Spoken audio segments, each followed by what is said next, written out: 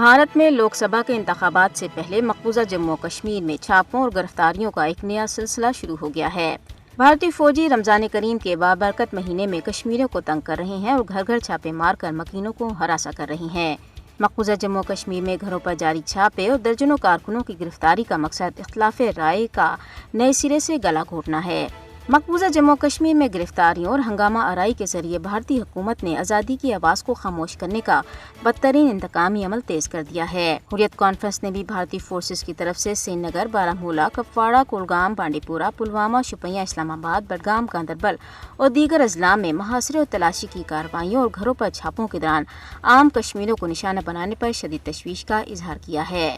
کشمیریوں کی بار بار تھانہ طلبی اور گرفتاریاں اگرچہ انتقام گیری کا ایک پرانا ہتھ کنڈا ہے، تاہم 5 اگست 2019 میں جموں کشمیر کی خصوصی حیثیت کی منسوخی کے بعد آزادی کے حامی لوگوں کو جعلی الزامات کے تحت گرفتار کرنا اور غیر قانونی حراست کو طول دینے کے لیے کالے قوانین کا بے درک استعمال کیا گیا۔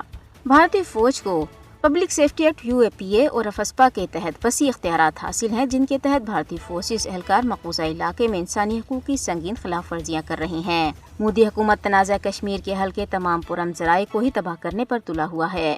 بھارتی حکومت کشمیریوں کو تحریک آزادی سے وابستگی کی پاداش میں بڑے پیمانے پہ سیاسی انتقام کا نشانہ بنا رہی ہے۔ اس وقت حریت رہنماؤں، کارکنوں، طلباء، وکلاء، علماء، صحافیوں، انسانی حقوق کے کارکنوں سمیت ہزاروں کشمیری بھارتی جیلوں میں بند ہیں۔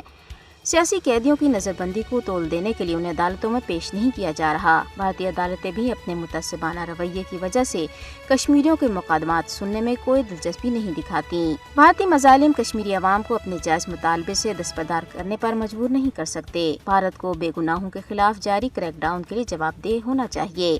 انسانی حقوق کے عالمی اداروں کو مقبوضہ کشمیر میں غیر قانونی نظر بندیوں کا نوٹس لینا چاہیے۔ اب وقت آ گیا ہے کہ عالمی برادری مقبوضہ جموں کشمیر میں جاری بھارتی جنگی جرائم کا نوٹس لے اور تنازع کشمیر کے حل کے لیے مودی حکومت پر دباؤ بڑھائے۔